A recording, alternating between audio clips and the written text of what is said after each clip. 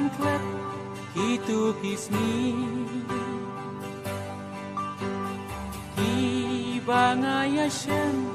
ning tong ya pi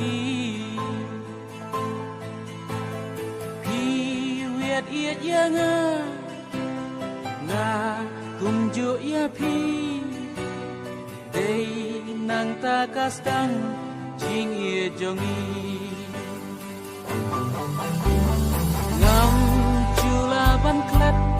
kitu kipo ba arngot bat pi nia syangkai jing ye nia pli ha kwei jing pos ni day